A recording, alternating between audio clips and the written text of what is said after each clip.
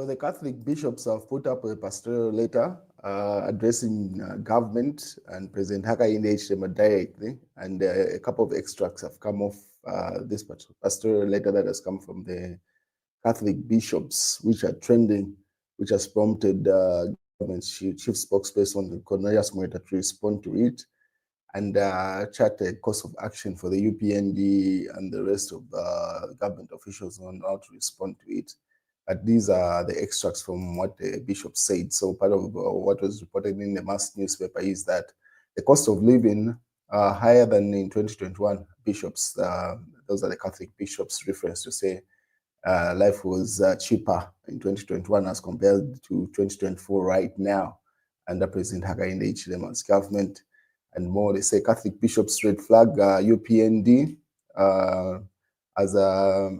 as they raise alarming the alarm of a polarized political situation, refusal of President Hakainde Hichilema to render a public apology on the continued harassment of the Catholic Church and its clergy, cost of living, arbitrary arrest of and detention of opposition political leaders, among many other governance concerns. So those are some of the things that are included in the pastoral letter. This was reported in the Sunday Nation.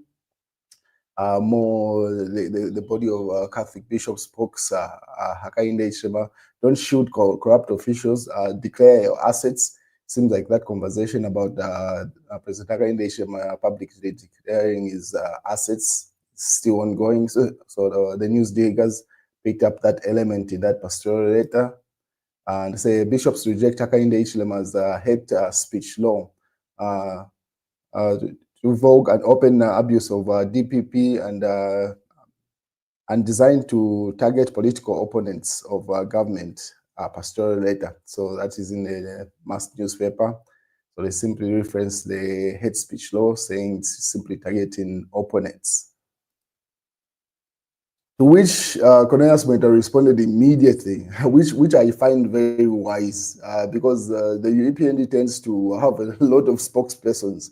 So you find you get a statement from the PS for media, you get a statement from the minister, you get a statement from some youth chairperson of some sort, you get a statement from Lusaka province chairperson, Mwariteta, and a number of people. So you don't know which one to regard as an official statement.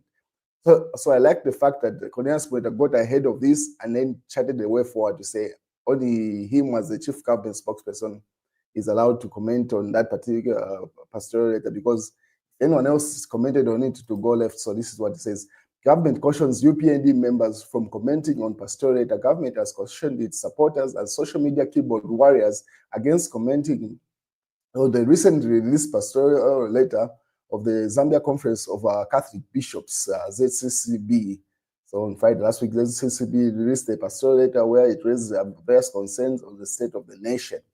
So Cornelius Mweta responded immediately and said, hey, do not comment on that, because definitely they are going to say a lot of colorful things there, and that's not a winning battle.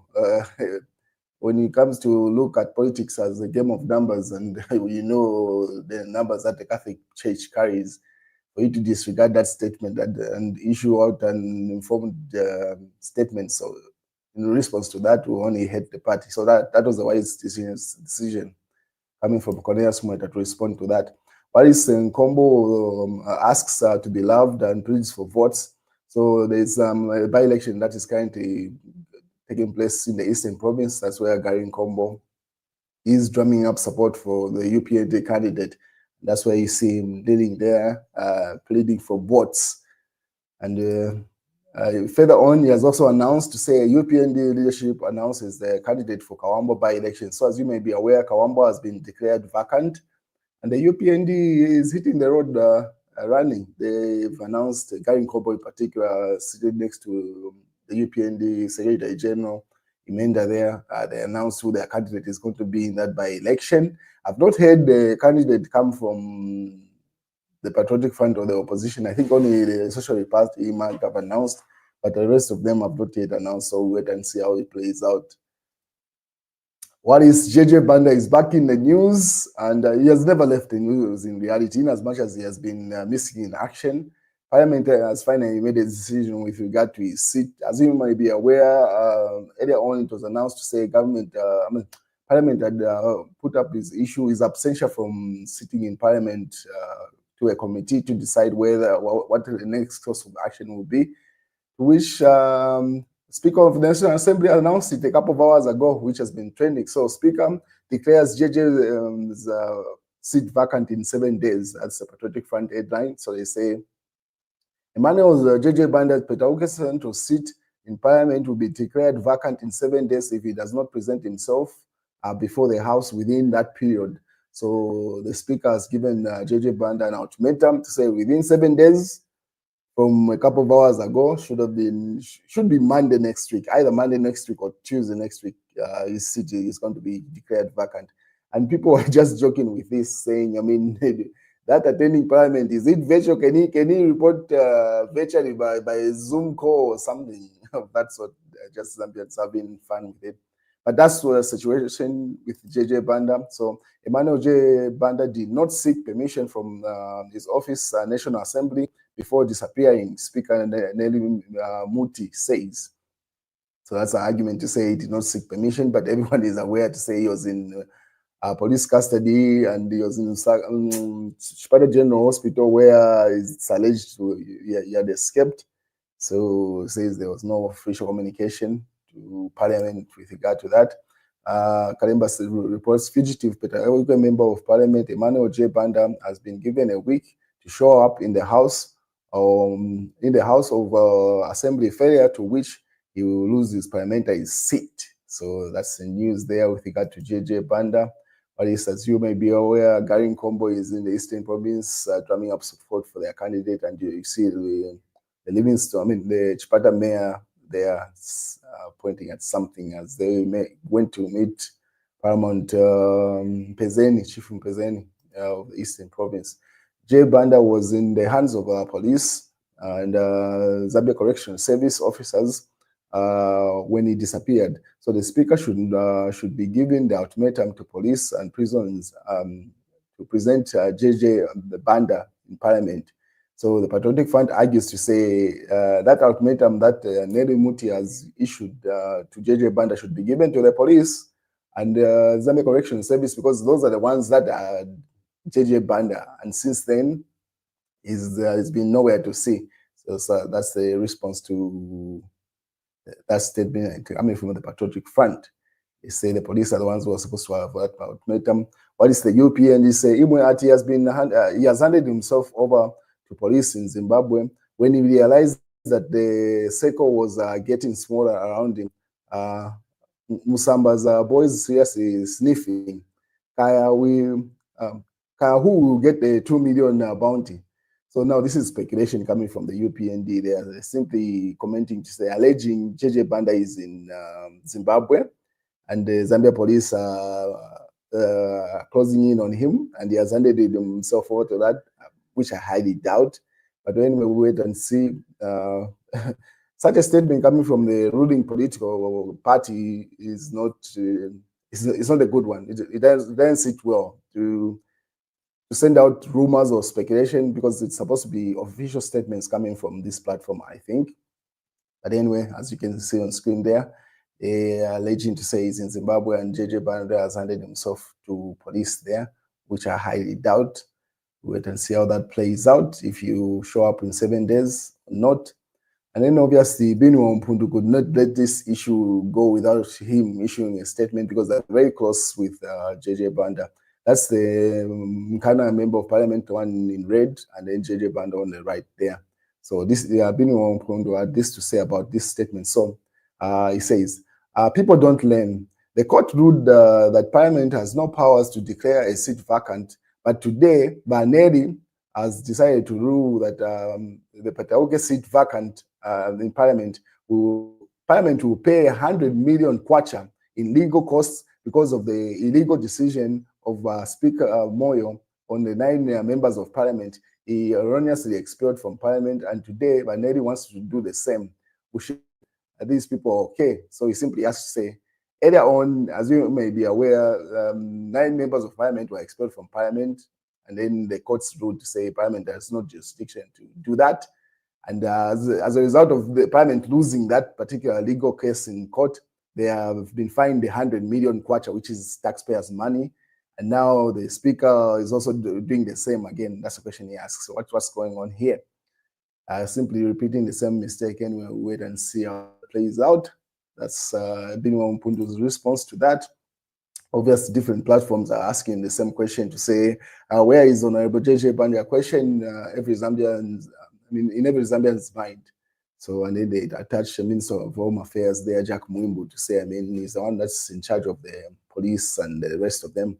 He's supposed to give an official statement. This was published by Tandu Ngoma there on the Patriotic Front page. And then Chufetari simply put up this picture and says, "Oh Lord, my God," in response to this update, as a reaction to what's going on in the nation. For him, he's a fugitive, self-imposed exile. I don't know which country he's in right now, but he's been moving around countries recently. I think since February this year, he has been out of the country, if not January.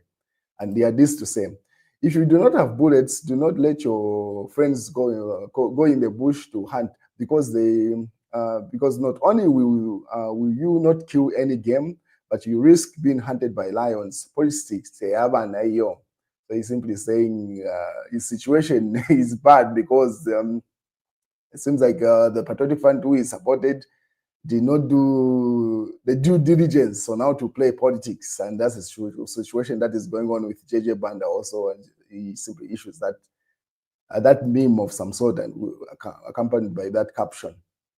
What is Thomas Pado, otherwise known as Difficult, has resigned from his position as a national youth chairperson for UKA, United Kwacha Alliance, UKA. So Difficult, I'd say, to walk away from that alliance. It's obvious. One thing UNCA does not realize is that everyone knows that the power base in that alliance was Edgar Chagwarungu. Everyone else in there is a pawn, in reality. I don't know if they...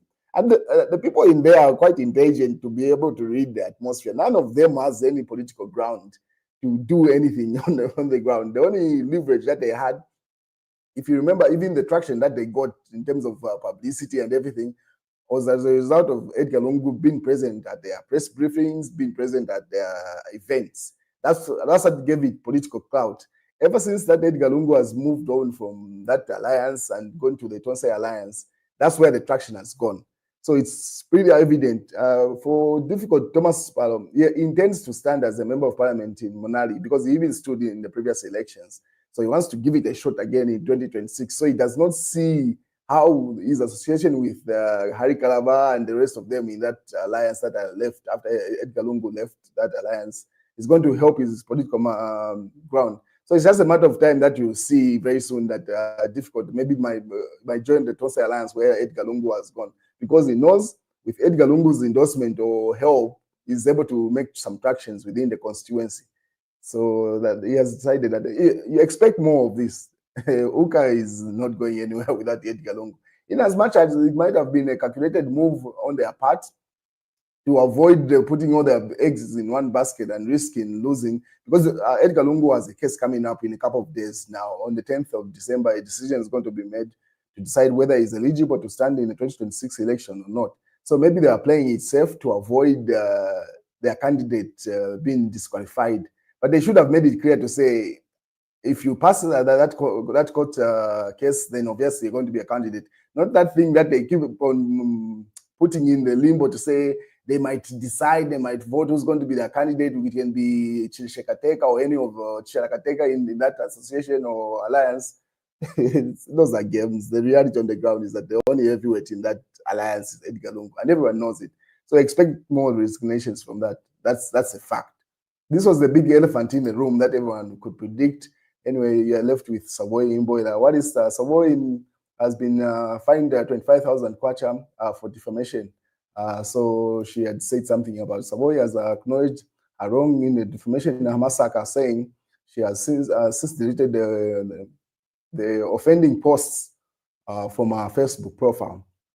So she was sued by Amasaka, who's the chief communications specialist from State House, for defamation, and that's what she's been fined. That cost the Lusaka Magistrate Court has fined Saboy Imboy at 25,000 kwacha, payable by November 25th, 2024, or spend 9 months in jail for defaming State House Communication Specialist Grayson Hamasaka. So that's the situation. So she's lucky she only got fined. And then Mpezeni, I said, a person who loves violence does not reason well. Mpezeni urges politicians to coexist, pretty much the opposition and the ruling government. As you may be aware, Garin Combo paid a courtesy call on him as they are doing their campaigns in Eastern Province. Daily Nation, PF office bearers, charges challenged. So changes are challenged. That's the case between Edgar Chagorungu, Mao Sampa, and that other guy. What's his name? The one who was, I've forgotten his name, but yeah, as you may be aware, PF has got 3 candidates. There's Edgar Lungu led, Mao Sampa led, and then they break away from Mao Sampa. News diggers say, I will keep talking until you deliver. Mpezeni tells UPND on that visit, as I showed you, Garin Combo had visited him, and that's what has come off that. News diggers, he's been issuing a lot of political statements recently.